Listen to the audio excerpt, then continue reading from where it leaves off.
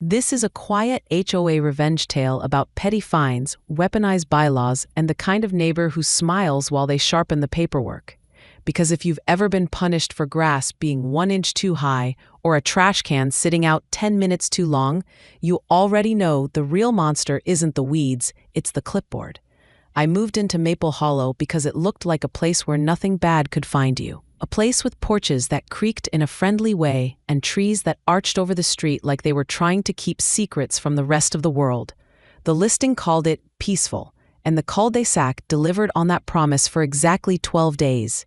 Until the first envelope appeared in my mailbox like a polite threat.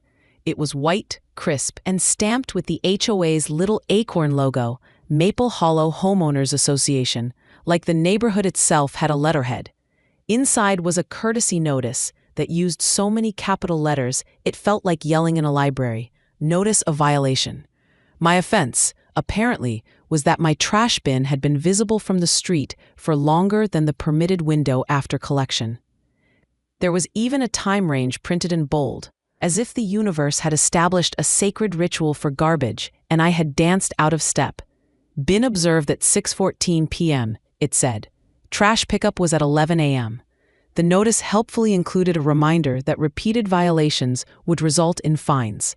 I stared at that one line, 6:14 p.m., and tried to imagine a person who had made it their business to notice my bin at that exact minute, to write it down, to file it, to fold it into an envelope, and to send it to me as if this was community service.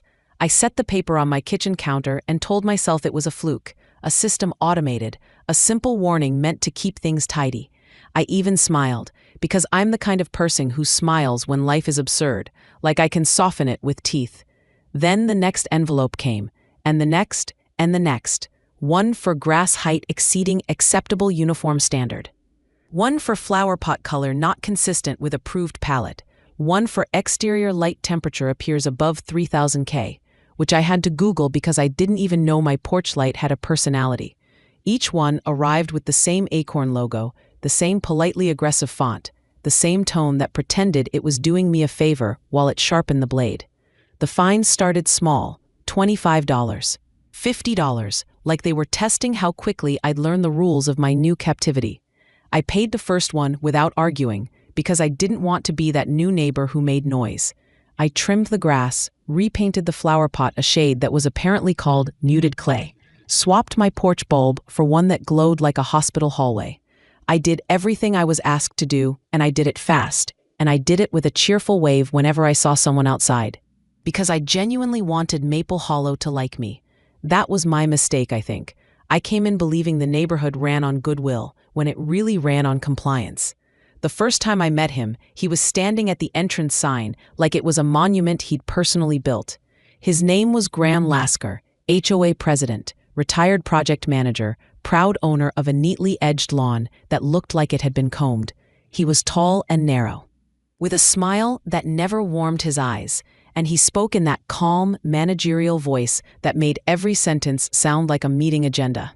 "Welcome to Maple Hollow," he said, extending a hand. "We take pride in our community standards. If you ever have questions, I'm happy to help."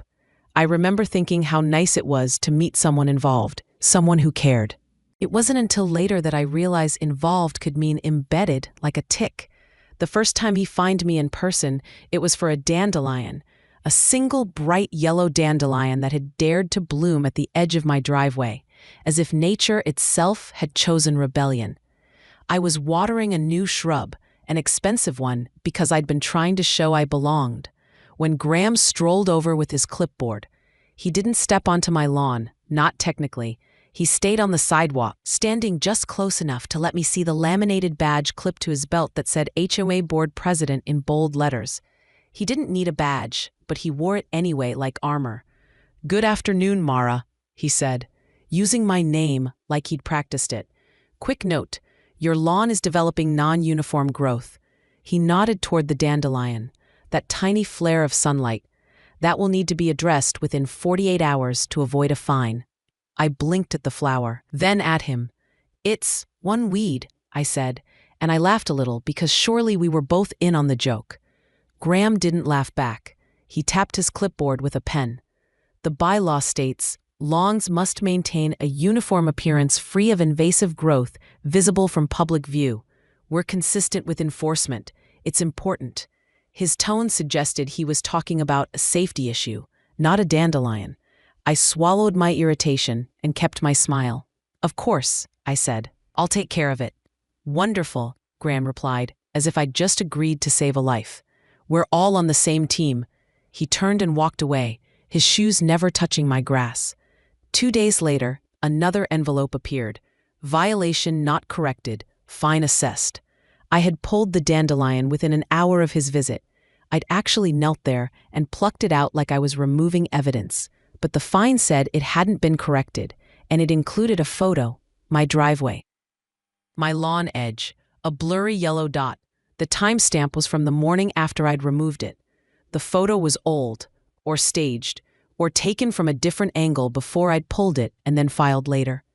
The possibility that someone had lied about a weed made my stomach go cold, because that meant the issue wasn't my lawn. The issue was that someone wanted me to lose. I emailed the HOA address listed on the notice because I believed in doing things properly. I kept my tone polite. I attached my own photo, taken after removal, timestamped, as if we were in court over a flower. I wrote, "Hi there, I corrected this within the stated window. Please see attached. Could the fine be reversed?" The reply came from Graham himself within 15 minutes. "Mara, thank you for your message. Unfortunately, our inspection records indicate the violation remained. You are welcome to appeal at the next board meeting. Warm regards, Graham." Warm regards, like he was signing a holiday card. I went to the board meeting. I sat in a folding chair under fluorescent lights in the community clubhouse, while Graham presided at the front table, flanked by 2 board members who looked like they'd been recruited from a catalog called People Who Never Break Rules. Graham wore a navy blazer and his HOA badge, and he smiled at me as if we were friends. When the agenda reached violation appeals, he said, "Next, Mara H." He said my last name carefully, like it mattered. I stood with my printed photos. I explained calmly. I showed the timestamps. I said I'd complied. I asked for the fine to be reversed.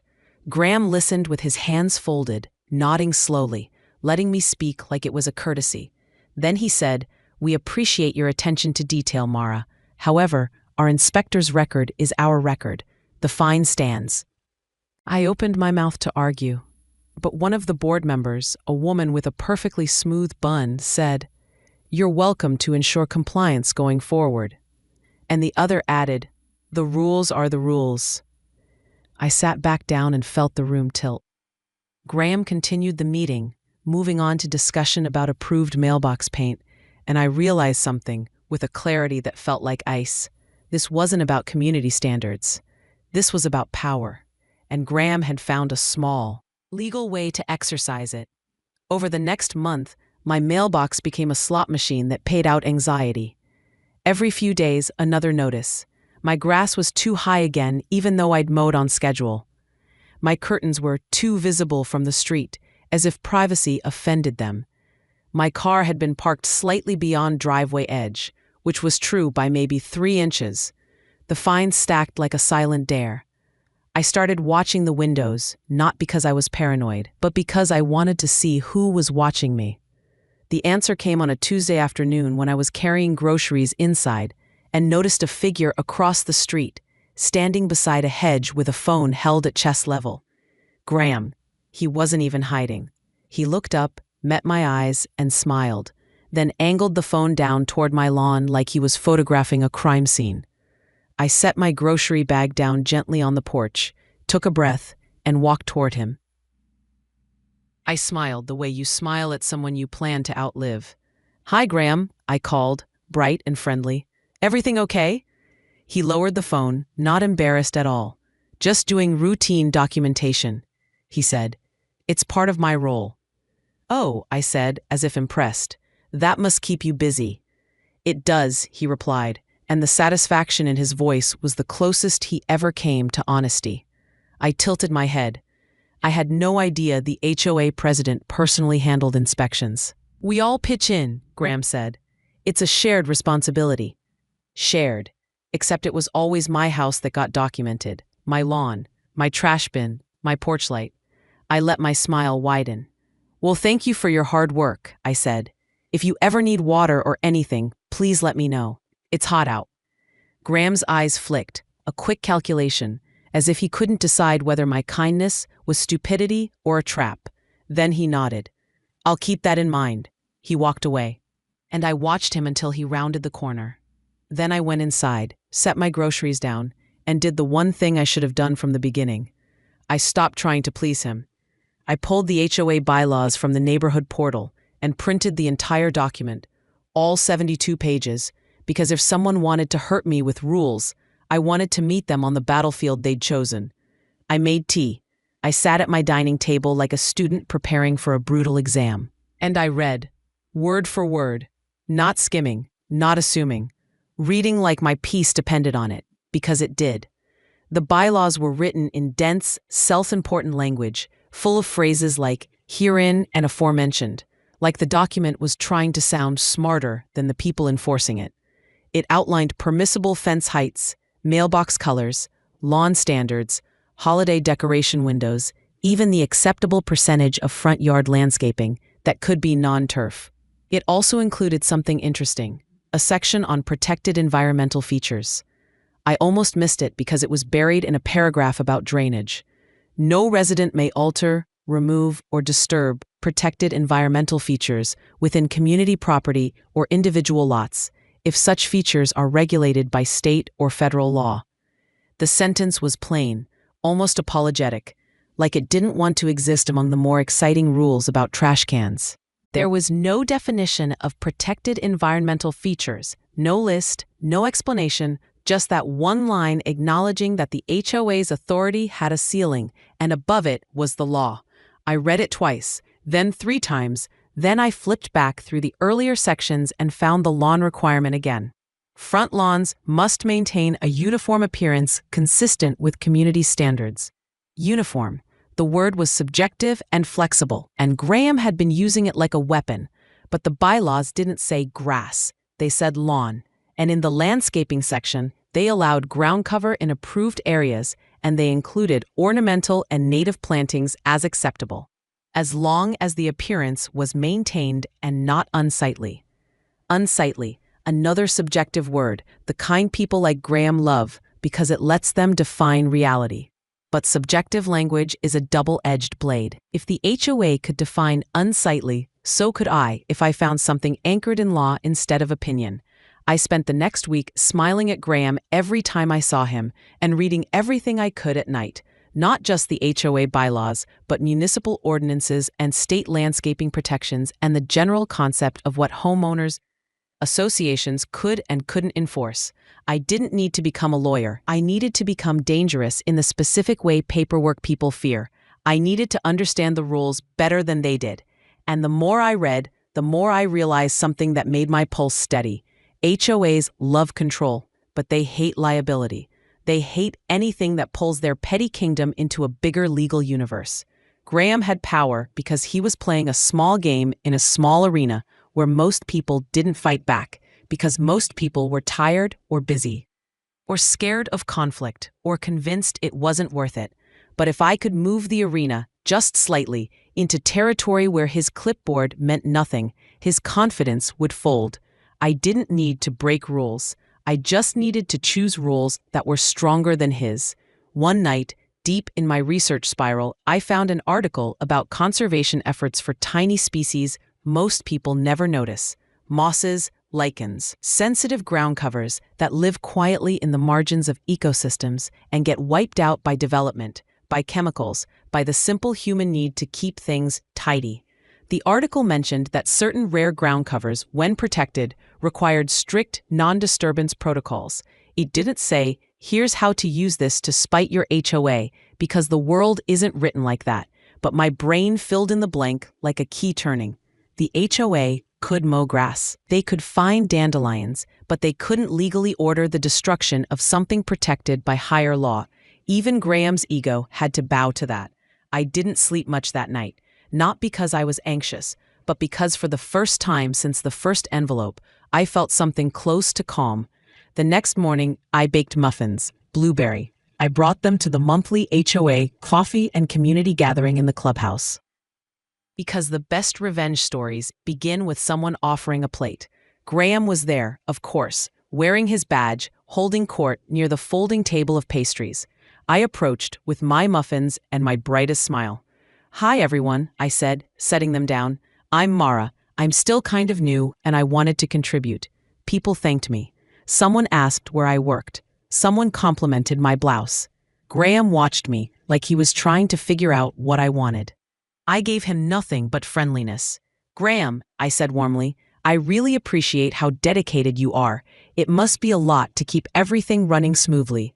Graham's smile tightened. "We do our best." "I'm learning so much," I added, as if he were a teacher and I was grateful. "I've been reading through the bylaws more carefully so I can make sure I'm fully compliant." That landed. His eyes flickered again, and I saw it. A tiny crack of discomfort, the instinctive flinch of someone who relies on other people not reading. "That's good," he said. "It's important for residents to understand expectations." "Absolutely," I agreed. "Knowledge is peace, right?" He didn't answer that. He sipped his coffee like it was medicine. I spent the next 2 weeks being the most cooperative neighbor Maple Hollow had ever seen. I waved. I picked up stray litter near the sidewalk.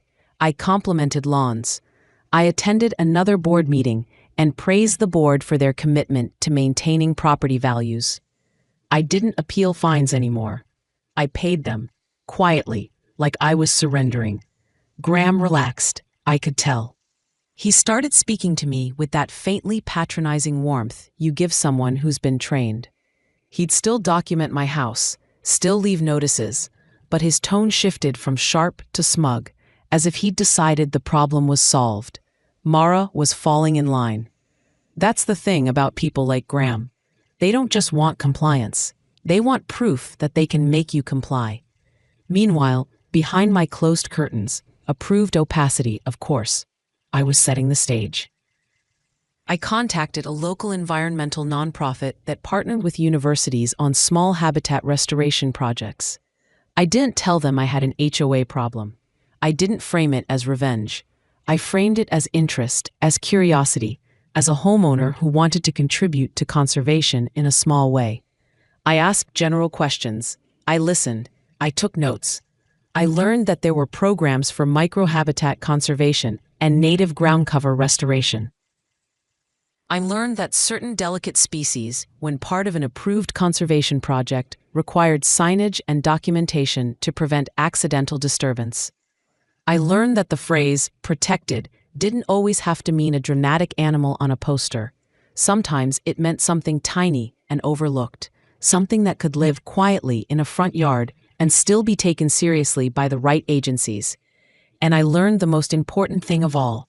If you worked with the right professionals, the process could be formal, documented, and completely legal. That mattered, because this wasn't about tricking anyone. It was about making sure the HOA couldn't bully me with ignorance. I met with a project coordinator named Dr. Soren Patel, who spoke about moss with the kind of gentle reverence people usually reserve for art. He walked my yard one afternoon, studying the sunlight patterns, the soil moisture, the slight slope near my driveway. Graham watched from across the street, pretending not to, his phone angled downward. I waved at him and called, "Hi, Graham, we're doing a little yard consultation." Graham waved back slowly, like he wasn't sure whether to smile. Dr. Patel asked, "HOA?" I laughed softly, as if it were nothing. "They like things neat," I said, "but I'm trying to make my landscaping more sustainable, pollinator-friendly, water-smart." Those were the magic words. No one argues against sustainability without sounding like a cartoon villain. Dr. Patel nodded. "We can make it tidy and ecological," he said. "A native ground cover plot could work beautifully here." "Ground cover," I repeated, tasting the word. "Not grass." "Grass is ground cover," he said, "but not the only kind." That night, I sat at my table again. Bylaws spread out like a map. I highlighted phrases. Uniform appearance, approved ground cover, protected environmental features regulated by state or federal law. I noted the HOA's fence height restriction too. No structures over 6 feet. It made me smile because it reminded me of the loophole concept in my head. Rules so specific, they accidentally invite creativity. But I didn't need holes or tricks. I needed a living thing that changed the definition of my lawn from something Graham could mow to something Graham couldn't touch. We proceeded carefully. Dr. Patel's team drafted a simple restoration plan, nothing dramatic, just a small front yard plot designed to support a rare native ground cover species that was part of a monitored conservation effort. The species itself didn't need to be named in neighborhood gossip, it just needed to be legitimate. The plan included a commitment to avoid chemical treatments to maintain the plot in a way that supported the species, and to post signage indicating it was part of a protected restoration project. The paperwork, when it arrived, was thick and official and full of references to regulations I didn't need to recite out loud. It looked like the kind of packet that makes petty tyrants sweat because it speaks in a language they don't control. I signed forms. I took a brief training call about not disturbing the plot. I agreed to let the nonprofit do periodic checks. Everything was documented. Everything was legal. Then came the fun part, the transformation. On a bright Saturday morning, Dr. Patel's team arrived with trays of small, velvety green ground cover, soft mats that looked like the forest floor, the kind of green that doesn't shout but insists. They cleared a defined area of turf grass near the front walkway, leaving a clean border around it so it looked intentional, like landscaping, not neglect. They laid the ground cover carefully, pressed it into prepared soil, misted it, and explained how it would spread into a dense mat over time. It wasn't tall. It wasn't wild in the way weeds are wild, but it wasn't the uniform lawn Maple Hollow worshipped. It was something else, a different kind of uniform, a living carpet. And because it was part of a monitored conservation plot, we placed 2 small signs at the border.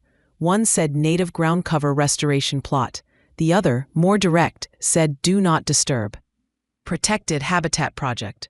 The signs were neat, professionally printed, mounted on low stakes. They were not ugly. They were in fact tasteful, which was almost disappointing because part of me wanted something louder. But tasteful is better. Tasteful makes it harder to accuse you of being unreasonable. Graham appeared across the street before the team had even packed up. He walked over slowly, like a man approaching a scene he planned to control. His eyes went first to the signs, then to me, then to Dr. Patel. "Good morning," Graham said. His tone was friendly, but his jaw was tight. "Mara, what's going on here?" I smiled brightly, wiping my hands on my gardening gloves as if I'd been doing wholesome homeowner things all morning. "Oh, hi, Graham. I'm so glad you came by. I'm doing a sustainable landscaping upgrade." I gestured toward the plot. "This is a native ground cover restoration project. Isn't it beautiful?" Patel stepped forward with an easy professional smile. "Hello," he said.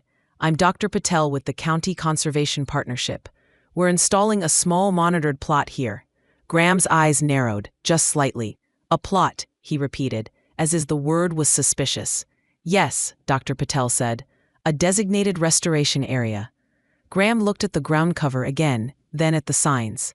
"Our community standards require uniform lawns," he said, voice still calm, but now tinged with warning. "This appears to be alternative." "It's still uniform," I said sweetly, "just a different ground cover." I pointed to the bylaw printout I'd casually placed on my porch table, as if I always kept the HOA rules handy for light reading. The bylaws allow approved ground cover and native plantings, as long as they're maintained. I kept my tone light, helpful, and this is part of a protected habitat project, so it falls under the Protected Environmental Features Clause. Graham's gaze snapped to me. For the first time, his smile faltered completely. "Protected," he said, like he didn't like the taste. Dr. Patel nodded. "The plot is monitored under conservation guidelines," he said.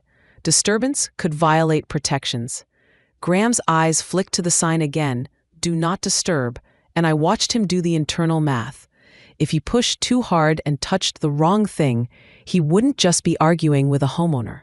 He'd be inviting scrutiny from outside his little acorn kingdom, and people like Graham hate outside scrutiny more than they hate weeds. "I'll need to review this," Graham said, tone clipped. "Of course," I said warmly. "I can email you the documentation. I want to make sure the HOA feels comfortable. Comfortable. Like I was the one doing him a favor. Graham nodded once, sharp, and turned to leave. But before he walked away, he said, "Signs in front yards must be approved." There it was, the desperate reach for any lever he could still pull. I smiled even wider. "Oh, good point," I said. "I'll check the bylaws." I already had. The bylaw section on signs listed restrictions for political signs, for advertising, for sales. It said nothing about conservation signage required for protected habitat projects. Nothing. Graham walked away without another word. That night, I emailed the HOA board a polite message with attachments. The restoration plan, a letter from the Conservation Partnership, and a brief note explaining that the plot was part of a protected habitat project and should not be disturbed. I ended with, "Please let me know if you have any questions. I'm happy to work collaboratively to ensure compliance with both HOA standards and applicable protections." Collaborative, applicable protections. I imagined Graham reading it, jaw tight, and I slept better than I had in weeks. The first fine came 3 days later. Landscaping not in compliance. Unauthorized ground cover. It was almost funny how predictable he was. He couldn't help himself. He had to try. The notice demanded I restore the lawn to community standard turf grass within 7 days to avoid escalating fines. There was no mention of the documentation I'd sent. No acknowledgement. Just a blunt order, like he could will reality into being by writing it down. I responded within an hour, calmly, kindly. "Hi Graham, thank you for your note. I believe this fine was issued in error. As per the documentation provided, the designated plot is part of a monitored, protected habitat project and cannot be disturbed. I'm happy to discuss any concerns with the board and the project coordinator. Warmly, Mara." Warmly. I learned from him. Graham replied late that evening. It included a contact number. It included language that wasn't threatening, exactly, but carried weight. It was the kind of letter that makes people like Graham feel the air thin. I hand-delivered a copy to the HOA mailbox slot at the clubhouse because I wanted no excuse for we didn't receive it. I also mailed one certified because paperwork people respect proof of delivery the way they respect nothing else. Graham's next move was to pivot away from the ground cover itself and attack the edges. If he couldn't mow it, he'd try to make it look bad enough that the neighborhood would turn on me. He began citing me for unsightly appearance, claiming the plot looked unkempt. He cited me for yard debris when a few fallen leaves collected on the ground cover after a windy night. He cited me for moisture-related discoloration when the moss deepened into richer greens after rain. It was ridiculous, but it was also revealing. He was scrambling. And I responded to each notice the same way, with bright helpfulness. "Thank you, Graham. I appreciate your vigilance. I'll gently remove any leaves without disturbing the plot, per guidelines. Thank you. The color shift is natural for this ground cover and indicates health." I even began attaching small photos showing the plot neatly maintained, bordered, trimmed around, intentionally landscaped. Every response was polite. Every response built a record, and I could feel Graham getting angrier, because politeness is infuriating when you can't accuse someone of being unreasonable. The neighborhood, predictably, began to whisper. I noticed it in the way people paused their walks near my yard, pretending to check their phones while looking at the plot. I noticed it in the way one woman slowed her stroller and stared at the signs like they were warnings of contagion. I noticed it when a neighbor named Linda, perfect bob haircut, friendly in an eager way, caught me checking my mail and said, "So, what's with the moss?" She said moss like it was a word she didn't want to touch. I laughed lightly. "Oh, it's a native ground cover restoration project," I said. "It supports a protected habitat initiative. Isn't that cool?" Linda's face tightened. "Protected?" she echoed like Graham. "Yeah," I said cheerfully. "It's part of a conservation program. Totally legitimate. I'm really proud of it." Linda glanced across the street where Graham's curtains twitched. "It's just different," she said. "Maple Hollow has a certain look." "I agree," I said, still kind. "That's why we made it neat and bordered. It's actually very uniform, just not grass. And it's good for the environment." I added softly as if confiding.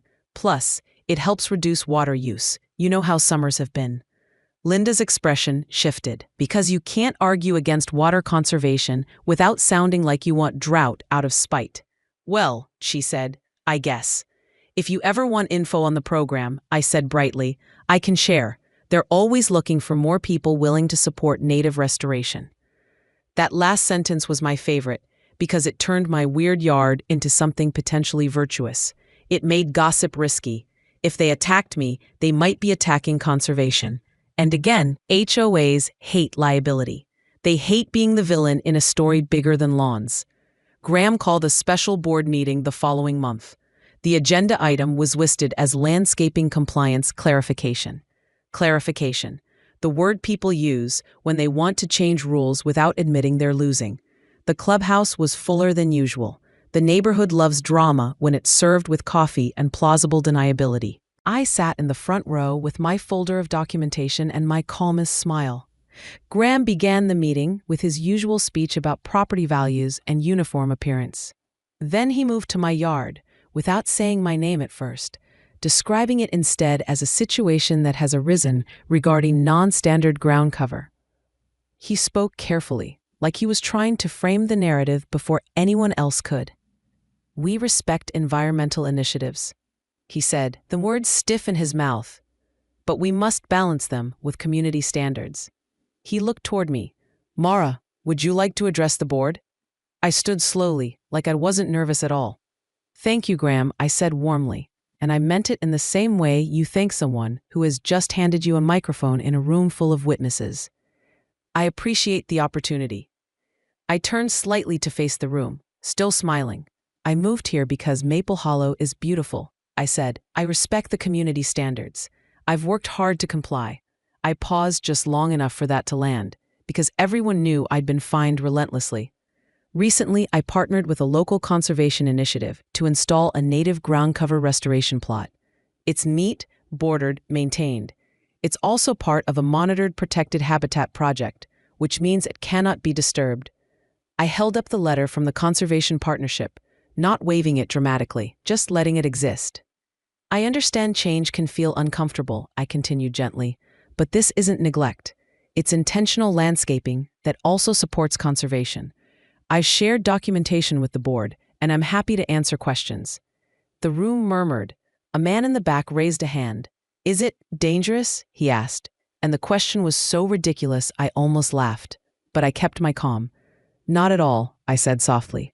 It's ground cover. It's basically a living carpet. Someone else asked, will it spread to our lawns? That one made more sense. People fear what they can't control. It's contained within the designated plot, I said, and it requires specific conditions to thrive. It won't take over your yard unless you want it to.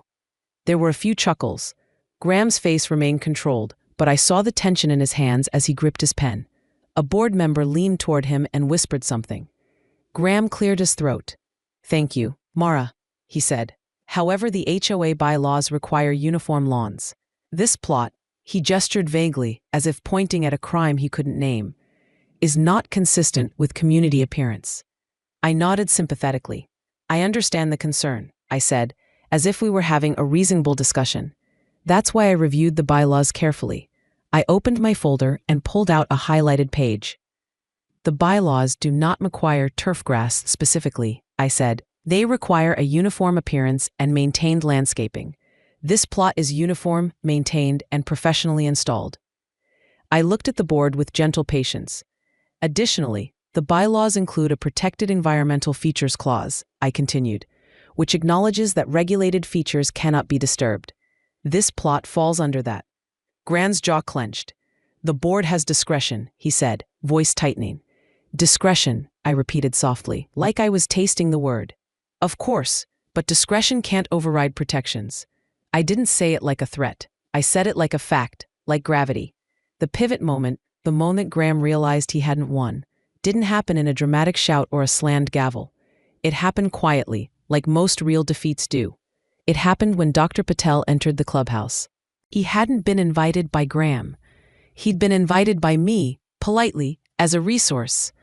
Dr. Patel walked in with a calm smile, carrying a slim folder. The room shifted as heads turned. Graham's eyes widened just slightly, then narrowed. "Can I help you?" Graham asked, voice too sharp for someone who claimed to be calm. Dr. Patel nodded politely. "I'm here regarding the protected restoration plot at Ms. Harlan's property," he said. "I was informed there are concerns." Graham forced a smile. "We're addressing it internally." "Understood," Dr. Patel said. "However, I'd like to clarify that the plot is part of a monitored conservation initiative, and any disturbance, mowing, removal, chemical treatment, could constitute a violation of protections. We advise against any enforcement actions that would require disturbance." The room went very quiet. Someone coughed. Graham's pen stopped moving. A board member cleared her throat. "Are you saying the HOA cannot require removal?" she asked. Dr. Patel's expression remained gentle. "I'm saying removal is not advised and could create legal exposure," he said. Exposure. That word hung in the air like smoke. Graham's face tightened further, and I watched the shift happen behind his eyes, the sudden awareness that this wasn't a game he could control with fines. This was a doorway to something he didn't want: official attention, legal language. Consequences for the HOA itself. Graham tried anyway. "Our bylaws," he began. Dr. Patel interrupted with the same politeness I'd been using for months. "I've reviewed your bylaws," he said, and Graham's head snapped toward him like he'd been slapped. "The Protected Environmental Features Clause is clear. This project falls within that scope." Graham looked like he'd swallowed something sharp. The board members exchanged glances, fearful, calculating. They didn't care about moss. They cared about being sued, about headlines, about the idea of the HOA being mentioned in the same breath as protected habitat violation. They cared about their own comfort, their own liability. And suddenly, Graham's crusade looked less like maintaining standards and more like creating risk. The board president in all but name, the woman with the bun, spoke carefully.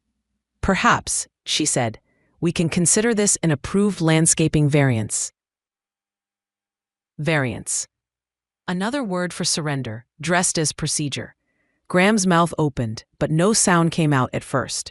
Then he said, "We can't just—" "We can," she interrupted gently. "If it's maintained and contained, we can create guidelines." She smiled at him in that smooth, administrative way. "We can protect the HOA." Graham's eyes flashed with anger at the phrase "protect the HOA," because it meant protecting the organization from him, from his own obsession. But he couldn't argue without revealing that this had never been about standards. It had been about dominance. And dominance doesn't look good in meeting minutes. I stood quietly, hands folded, smiling. Helpful. Kind. The board voted. The variance passed. My plot was allowed, with conditions. It must be maintained, edged, free of debris. I agreed to everything with graciousness. "Of course," I said.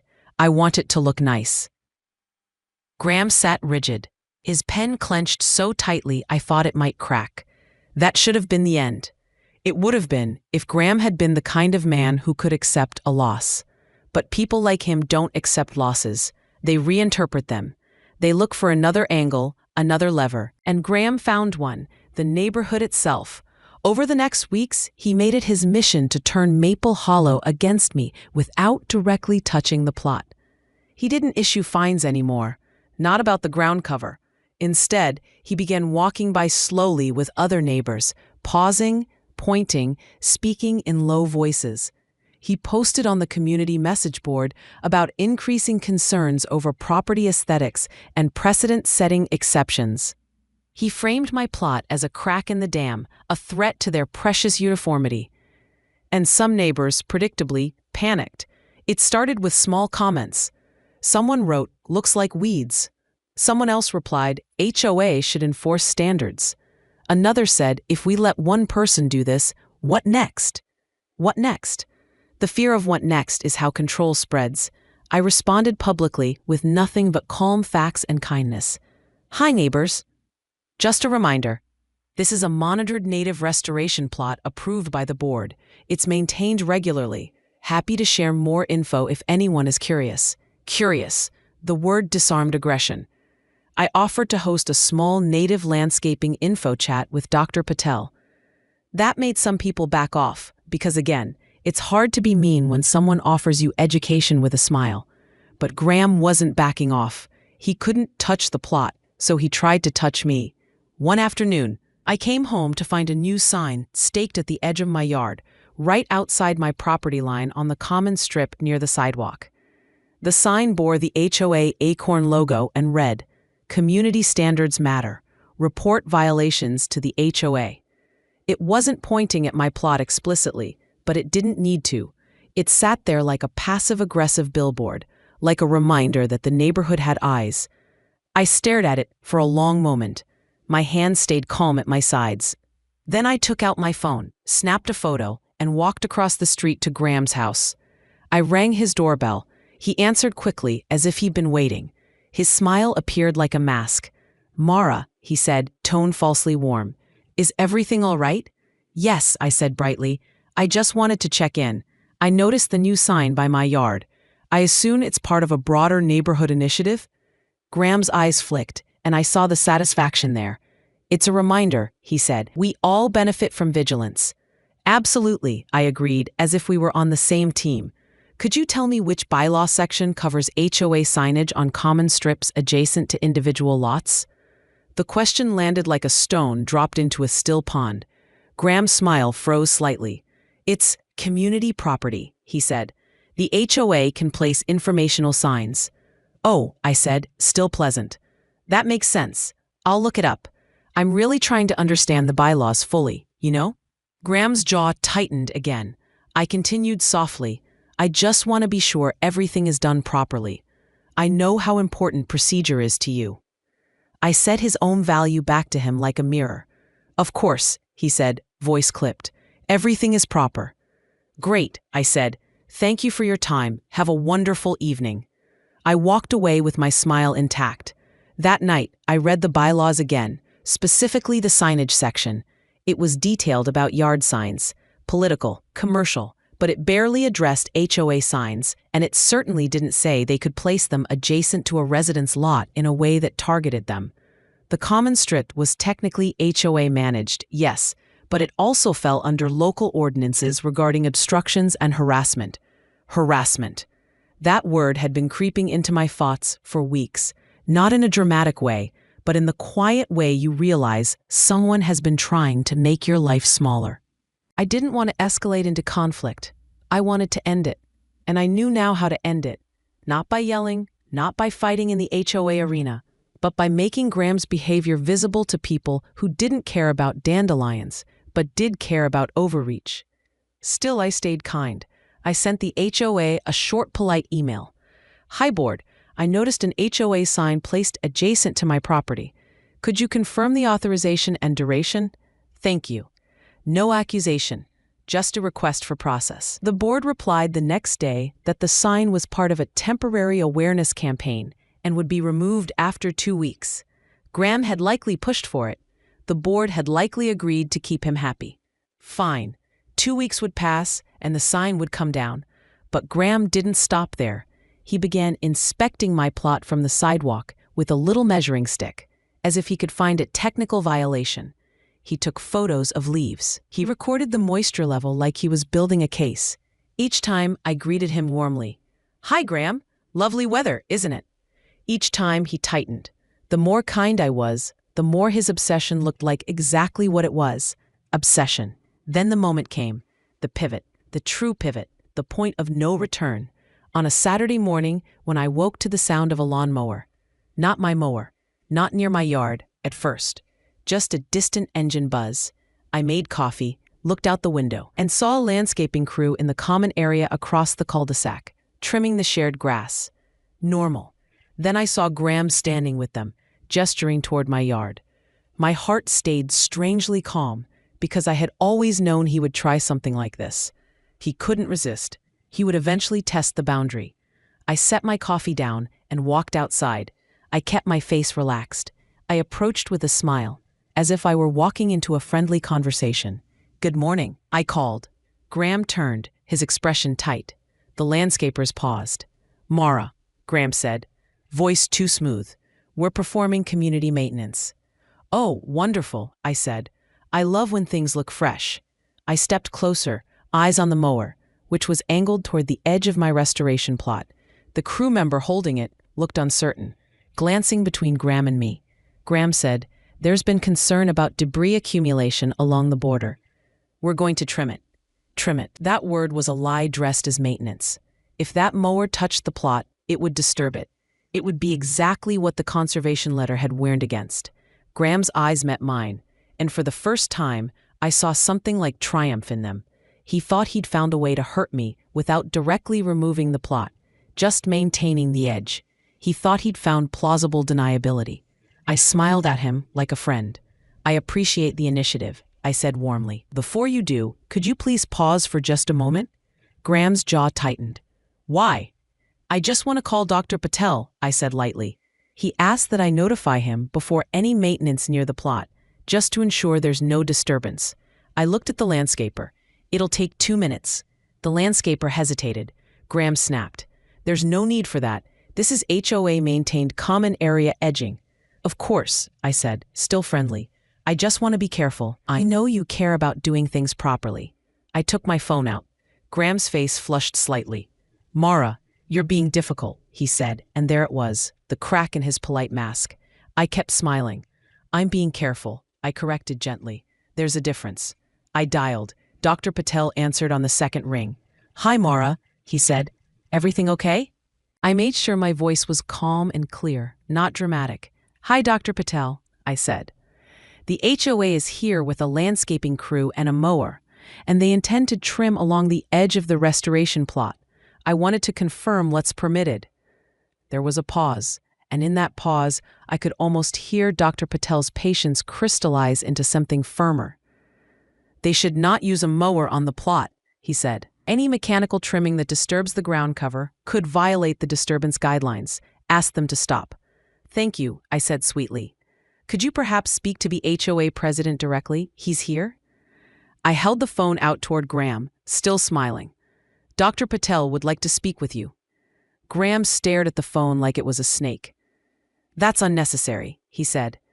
"I've reviewed the documentation." "I know," I said warmly. "But it might help. It's always good to communicate." Graham's eyes darted to the landscapers, who now looked uncomfortable. They didn't want to be involved in this. They just wanted to cut grass and get paid. Graham swallowed, took the phone with 2 fingers like it might contaminate him, and pressed it to his ear. His posture stiffened. His face shifted as Dr. Patel spoke. The triumph drained. His jaw clenched. Then a new expression, fear, small and bright behind his eyes. He said, "Yes, yes, I understand. We're not removing, we're just—" He stopped, listened. His shoulders lowered slightly, as if the weight of someone else's authority had pressed down. He glanced at me. I kept smiling. I could have looked smug. I could have looked angry. Instead, I looked like a helpful neighbor who wanted everyone to have a nice day. Graham handed the phone back without meeting my eyes. "We'll postpone trimming near the plot," he said, voice tight. The landscaper exhaled like he'd been holding his breath. I took the phone, thanked Dr. Patel, and hung up. Then I turned to the landscaper with a friendly smile. "Thank you so much for understanding," I said. "I really appreciate your work." The landscaper nodded and backed the mower away, eager to be anywhere else. Graham stood rigid, staring at the plot like it had personally insulted him. I tilted my head kindly. "Graham," I said softly, "I know you care about the neighborhood. I really do appreciate that." His eyes snapped to mine, and for a split second I saw the raw anger. "This isn't what Maple Hollow is supposed to look like," he hissed, voice low so the crew wouldn't hear. I kept my tone gentle. "Maple Hollow is supposed to be peaceful," I said. "I'm trying to keep it that way." Graham's nostrils flared. He opened his mouth, then closed it. He turned and walked away. That should have been his warning. That should have been the moment he learned the boundary was real. Instead, it became the moment he decided he needed to punish me harder, because people like Graham interpret boundaries as insults. The next Monday, I received a certified letter from the HOA's attorney. Not a fine notice, a formal letter. It claimed my plot constituted a nuisance and demanded remediation to restore community standards. It cited the bylaws. It cited the board's authority. It referenced resident complaints. It did not mention the conservation protections. It did not mention Dr. Patel. It was an escalation, and it was in its own way a confession. Gran had pulled in outside counsel because he couldn't win with envelopes anymore. I read the letter slowly, then set it down. My hands didn't shake, because I had been building a record for months, and now the story was shifting into a different arena, exactly where I wanted it. I forwarded the letter to Dr. Patel. I also forwarded it to a local legal aid hotline that specialized in HOA disputes because I wanted to understand my options, not because I planned to sue. And then, most importantly, I wrote a calm response. "Dear Counsel," I wrote, "thank you for your letter. The designated ground cover plot is part of a monitored protected habitat restoration project, as documented previously. Disturbance is prohibited under applicable protections. The HOA bylaws include a protected environmental features clause acknowledging regulated features cannot be disturbed. I am maintaining the plot in a neat, bordered condition consistent with landscaping standards. I welcome a collaborative discussion with the HOA board and the conservation coordinator to ensure compliance with all obligations." Collaborative. Always collaborative. I attached everything: the board's variance vote minutes, Dr. Patel's letter, photos of the maintained border, copies of the repeated fines, and my polite responses. I sent it certified. I also emailed it. If Graham wanted paperwork, I would drown him in it, not with chaos, but with clarity. 2 weeks passed. The attorney didn't respond. Instead, Graham tried a new tactic. He began citing me for things unrelated to the plot again, trying to regain control where he still could. My trash bin timing, my porch light temperature, my car position, the petty stuff. It was like watching someone flail in a shallow pool, trying to pull you back in with splashes. I paid the fines. I corrected the trivial issues. I smiled. I thanked him for his vigilance. And all the while my plot grew. The ground cover spread into a thicker mat, deepening into a lush green that looked, frankly, nicer than the patchy turf around it. It became soft and dense, like something you'd want to walk on barefoot. It stayed low, never taller than an inch or two, so it didn't look like wild weeds. But it looked different enough to offend Graham's idea of uniformity. The neighborhood slowly adjusted. Some people stopped caring once they realized the sky wasn't falling. A few even asked questions. One older man named Theo stopped during his evening walk and said, "That's kind of nice." I smiled. "It is," I said softly. "It's like a little forest floor." Theo nodded, and for the first time I felt like Maple Hollow might have room for something gentler than Graham. Graham, however, was not adjusting. He was escalating in quiet ways that only someone trained in control can manage. He began showing up at my door with inspection requests, claiming he needed to verify compliance. I never let him inside. I always met him on the porch, smiling, offering water, keeping it friendly. "Sure, Graham," I'd say. "You can observe from the sidewalk. Let me know what you need." He hated that. He wanted access. He wanted to feel like he could step into my space and declare it his. I never gave him that. Then one afternoon, I came home to find the signs missing. The conservation signs, "Do Not Disturb," gone. The ground cover plot remained, but the visible markers of protection were removed.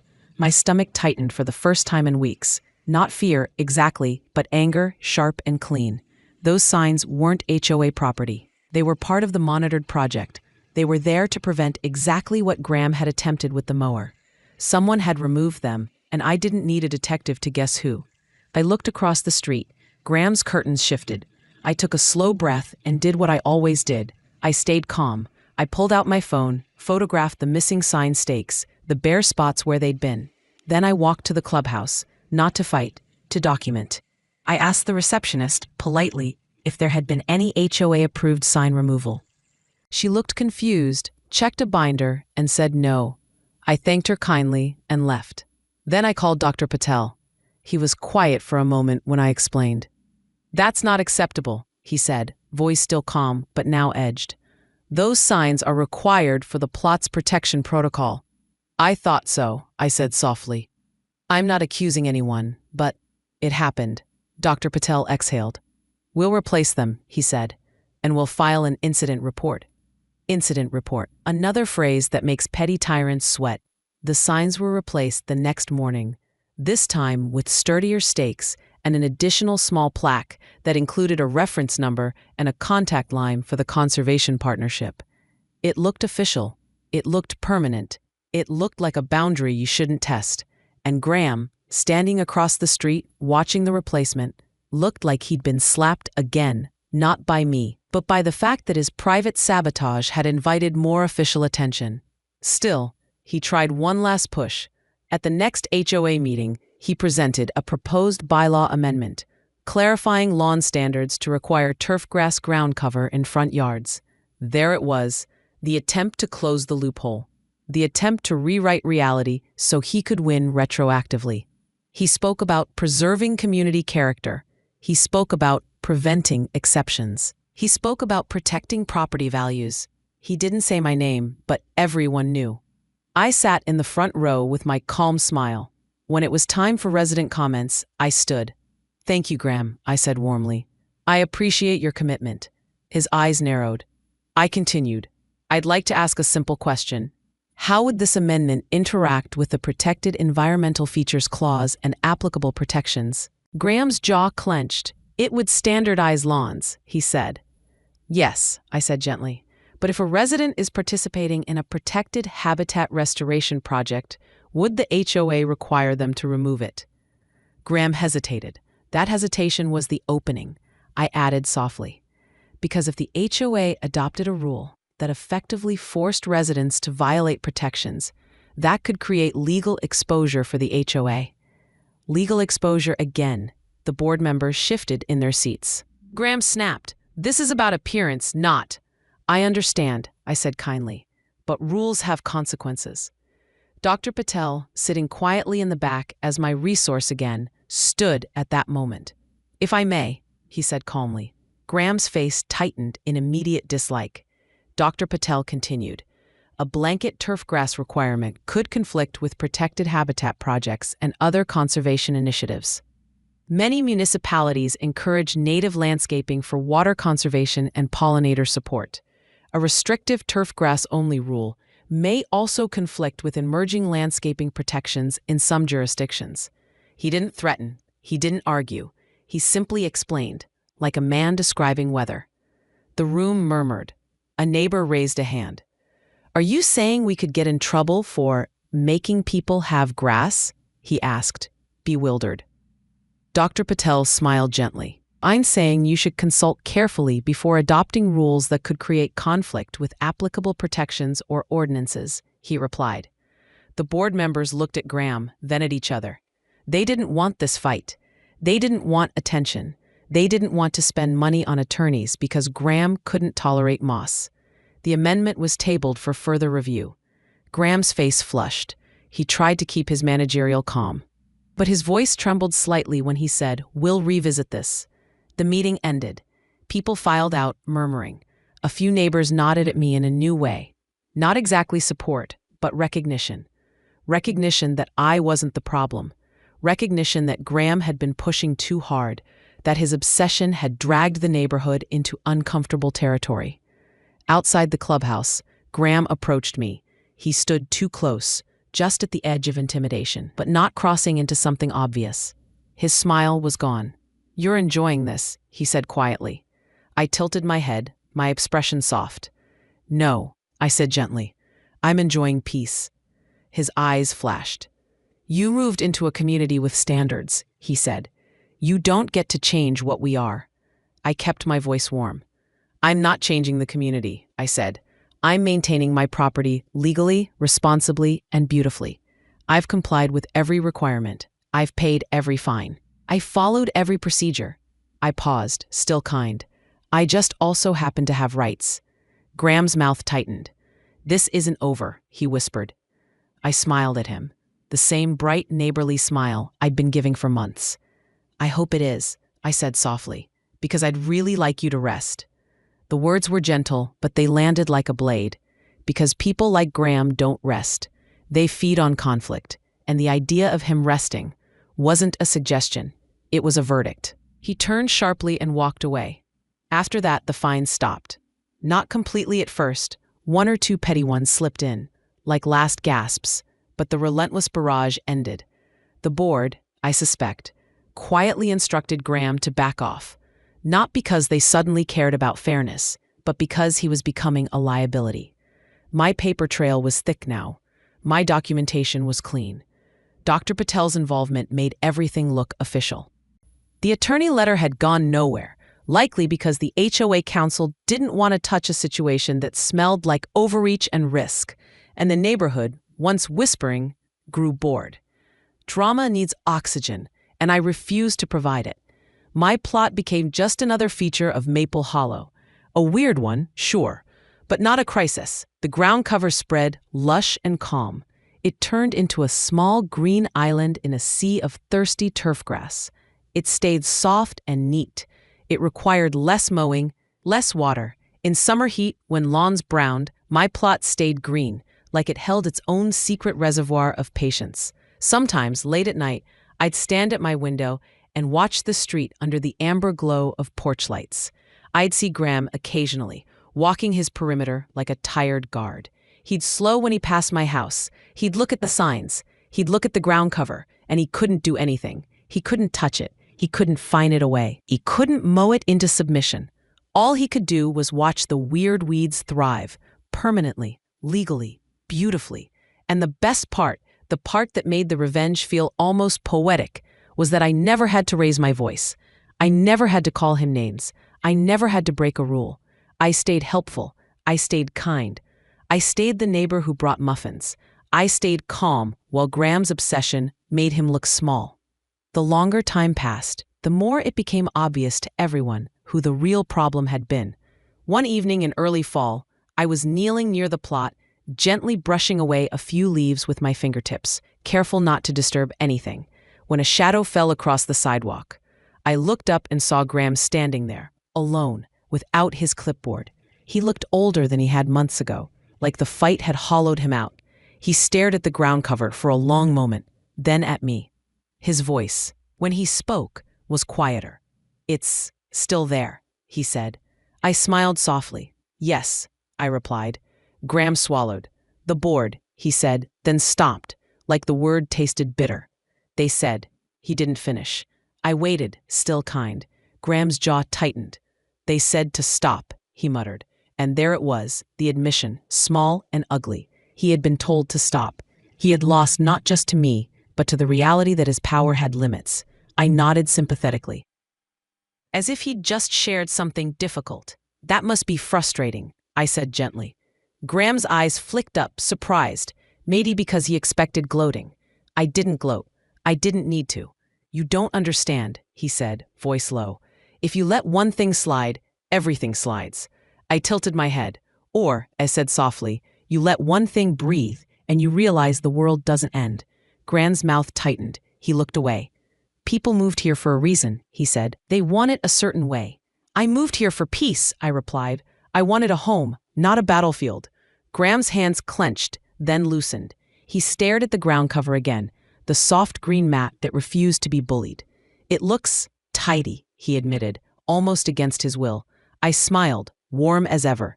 "I've maintained it carefully," I said. "I wanted it to be beautiful, even if it's different." Graham's throat moved as he swallowed. For a moment, he looked like he might say something human.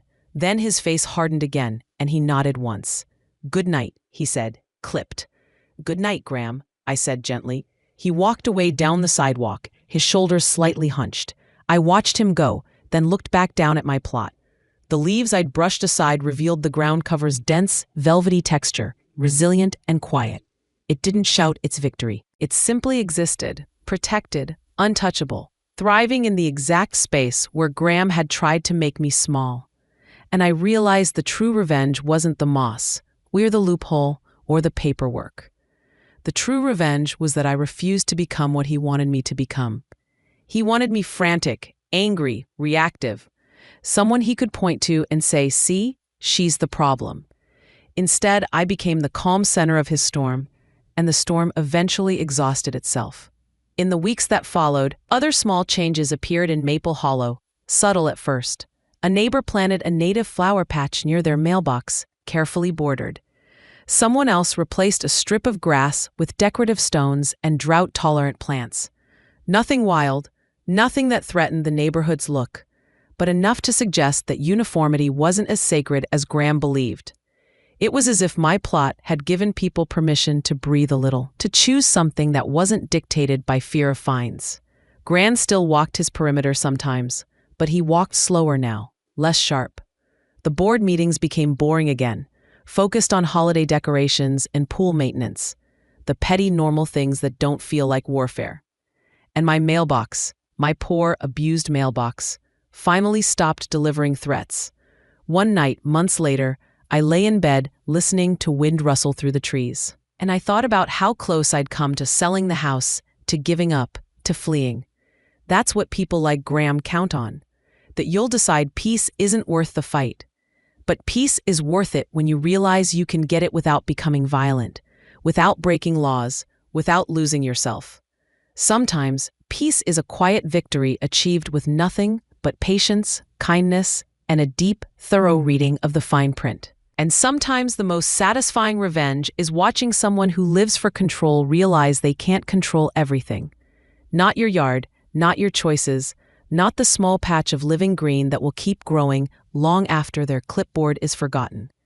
If you enjoyed this slow burn HOA revenge sleep story, please like and subscribe to @Bedtime Threads AI for more calm, juicy bedtime threads. And tell me in the comments, have you ever had a neighbor or HOA try to police your life? And what would you do if you found your own perfectly legal loophole?